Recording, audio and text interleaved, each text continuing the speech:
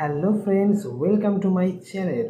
তো আশা করি তোমরা সবাই খুব ভালো আছো, কারণ বহু লোকের কিন্তু পেমেন্ট অলরেডি ক্রেডিট হয়ে গেছে। তো অনেকে আমার কিছু কোশ্চেন করেছিল, সেই কোশ্চেনের উত্তর নিয়ে আমি তোমাদের সামনে চলে এসেছি।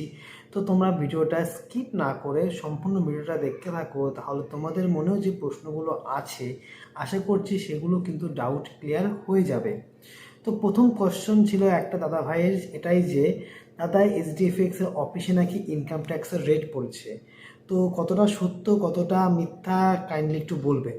তো তাকে আমি বলবো, দেখো, যদি এইচডিএফএক্স এর অফিসে ইনকাম ট্যাক্সের রেট পড়তো তাহলে কিন্তু আজকে 22 তারিখ, তাহলে কিন্তু পেমেন্ট কিন্তু গতকালকে বা তার আগে থেকে যে পেমেন্টগুলো দিচ্ছে সেই পেমেন্টগুলো কিন্তু কখনোই তারা দিতে পারতো না। প্রথম কথা পয়েন্ট হচ্ছে এটা। দ্বিতীয় পয়েন্ট, ইনকাম ট্যাক্স যদি রেট করে যদি কখনো ওখানে কিছু সন্দেহজনক কিছু পায় তাহলে কিন্তু কোম্পানিটাকে সঙ্গে সঙ্গে সিজ করে দেবে বা সমস্ত কিছু বাজেয়াপ্ত করে নেবে। যেহেতু সেরকম কিছু হয়নি, পেমেন্ট অলরেডি অল্প অল্প করে পেমেন্ট ক্লিয়ার করছে, তো সেহেতু আমরা ধরে নিতে পারি যে ইনকাম ট্যাক্সের রেট পড়েনি। আর যদিও বা পড়ে থাকে সেরকম খবর আমাদের কাছে নেই, আর যদি বা পড়ে তাহলে কিন্তু সেটা কিন্তু ইনকাম ট্যাক্সের দিক থেকে কিন্তু ক্লিয়ারেন্স দিয়ে দিয়েছে না এইচডিএফএক্স ঠিকঠাক আছে। তো তোমাদেরকে বলবো এরকম প্যানিক করো না, এইচডিএফএক্স ইনকাম ট্যাক্সের রেট এরকম কিছু পড়েনি, আপাতত ঠিকঠাক জায়গায় আছে। দেখো, এই সমস্ত কোম্পানিগুলো যতক্ষণ পেমেন্ট দেবে মানে কাস্টমারদের ততক্ষণ ঠিক আছে, যখন পেমেন্ট দেওয়া বন্ধ করে দেবে বা পেমেন্টে ডিলে করবে তখনই কিন্তু আসল প্রবলেমটা ক্রিয়েট হয়। এই সমস্ত কোম্পানির ওপর কিন্তু পুরো অন্ধবিশ্বাস কখনোই করা যায় না। যতক্ষণ পেমেন্ট দিচ্ছে ঠিক আছে, কিন্তু যখনই পেমেন্ট দেওয়া বন্ধ তখনই কিন্তু প্রবলেমটা ক্রিয়েট হয়। সেকেন্ড কোশ্চেন এটাই ছিল, দ্য এইচডিএফএক্স নাকি ফান্ড শর্টেজ রয়েছে, সেই জন্য পেমেন্ট ছাড়তে লেট হচ্ছে। তো তাকে বলবো, দেখো, এইচডিএফএক্স এর ফান্ড শর্টেজ এরকম কোনো তথ্য নেই, তবে এই স্যার যখন মিটিংয়ে এসেছিলেন, নবদ্বীপে মিটিংয়ে এসেছিলেন, তখন জানিয়েছিলেন যে এইচডিএফএক্স এর কিন্তু প্রায় হিউজ পরিমাণ তারা ল্যান্ড হিসাবে তারা সেভ করে রেখেছে। যদি কখনো কোনো দিক থেকে কখনো প্রবলেম হয় তাহলে কিন্তু কাস্টমারদের টাকা যাতে জমি বিক্রি করে শোধ করতে পারে এইরকমই কিন্তু ইনফরমেশন স্যার আমাদের দিয়েছিলেন। কিন্তু কথাটা কতটা সত্য কতটা মিথ্যা সেরকম কোনো কিন্তু প্রুফ কিন্তু নেই। কি তিনি মুখে এটা বলেছেন শুধুমাত্র, কিন্তু প্রুফ কিন্তু কখনো নেই।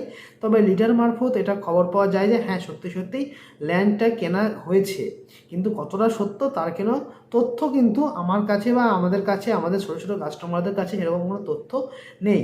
তো আমরা ধরে নিতে পারি যেহেতু এইচডিএফএক্স পেমেন্ট ক্লিয়ার করছে অল্প অল্প করে, তো সেহেতু কোম্পানি আপাতত ঠিকঠাক জায়গায় আছে। আর কোম্পানির দাবি এটাই যে কোম্পানি আইএনআর ট্রানজ্যাকশনের জন্য পেমেন্টগুলো ক্লিয়ার করতে পারছে না।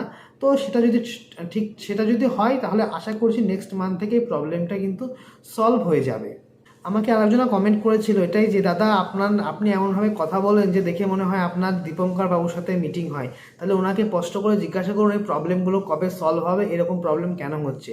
তো তাকে আমি বলবো, দেখো ভাই, আমার দীপঙ্কর বাবুর সঙ্গে আমার না কোনো সম্পর্ক আছে না কিছু, না ওনার সঙ্গে আমার ডিরেক্টলি কথা হয়। আমি তোমাদেরকে একটা ভিডিওতে বলিনি যে দীপঙ্কর বাবুর সঙ্গে আমার ডিরেক্ট কথা হয়, তোমাদেরকে আমি এটাই জানিয়েছিলাম। স্যার যখন নবদ্বীপে এসেছিলেন তখনই ওনার সঙ্গে জাস্ট একটু কথাবার্তা হয়েছিল, সেখানে তিনি আমাকে অনেক কিছু ইনফরমেশন দিয়েছিলেন এইচডিএফএক্স সম্পর্কে, জাস্ট এইটুকুই। আমার কিন্তু দীপঙ্কর স্যার বা কারোর সঙ্গে কিন্তু কোনোরকম কোনো কথাবার্তা হয় না। শুধুমাত্র ওখানে কিছু যারা লিডাররা রয়েছে, যারা এইচডিএফএক্সের সঙ্গে সরাসরি যুক্ত রয়েছে, তাদের সঙ্গেই আমার মাঝে মধ্যে একটা স্যার আছে, তার সঙ্গে আমার কথাবার্তা হয়, ব্যাস এইটুকুই। তার কাছ থেকে যতটুকু ইনফরমেশন পাই ততটুকুই ইনফরমেশন আমি কিন্তু তোমাদেরকে দিয়ে থাকি। আমাকে আর একজনে কোশ্চেন করেছিল যে এখানে কি লোনের টাকা নিয়ে ইনভেস্টমেন্ট করা যায়। তো তাকে বলবো, দেখো, এই সমস্ত প্ল্যাটফর্মগুলো কিন্তু হাই রিস্ক প্ল্যাটফর্ম, কখন যেগুলো কি করবে তার কোনো কিন্তু গ্যারান্টি কখনো কেউ দিতে পারবে না। তো তোমাদেরকে বলবো কেউ লোনের টাকা নিয়ে এখানটায় ইনভেস্টমেন্ট করো না, কারণ যথেষ্ট রিস্কি প্ল্যাটফর্ম। যদি কখনো কিছু হয়ে যায় তোমাকে কিন্তু লোনের টাকা শোধ করতেই হবে, সেটাতে কিন্তু কোনো মাপ নেই।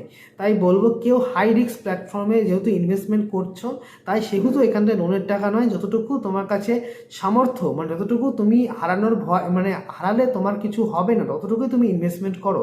এরকম কিন্তু বহু লোক আছে যারা লোনের টাকা নিয়ে প্লুমা লাইফ কেয়ারে ইনভেস্টমেন্ট করেছিল, আর এখন কিন্তু প্লুমা লাইফ কেয়ার সম্পূর্ণরূপে পেমেন্ট বন্ধ করে দিয়েছে, সেহেতু কিন্তু তারা কিন্তু সমস্যার সম্মুখীন হয়েছে এবং এখনও বহু প্রবলেমের মধ্যে রয়েছে।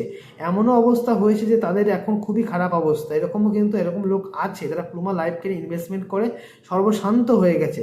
তো তোমাদেরকে বলবো, তোমরা কখনো এখানে লোনের টাকার ইনভেস্টমেন্ট করো না, কারণ এটা কিন্তু যথেষ্ট হাই রিস্ক প্ল্যাটফর্ম। আমাকে আরেকজনে বলেছিল, আমাকে হোয়াটসঅ্যাপ SMS করেছিল যে এই প্রবলেমগুলো কবে সমস্যার সমাধান হবে। তো এই প্রবলেমগুলো আশা করছি নেক্সট মান্থ থেকে সমস্যার সমাধান হয়ে যাবে, এরকম আপডেট রয়েছে। তো তোমরা যারা ভিডিওটা সম্পূর্ণ দেখলে তাদেরকে বলবো অবশ্যই চ্যানেলটাকে সাবস্ক্রাইব করে রাখো, কারণ আমি যখন নতুন নতুন ভিডিও আপলোড করব তোমাদের কাছে ভিডিওগুলো পৌঁছে যাবে। তো ভালো থেকো, সুস্থ থেকো, সাবধানে থেকো, বাই।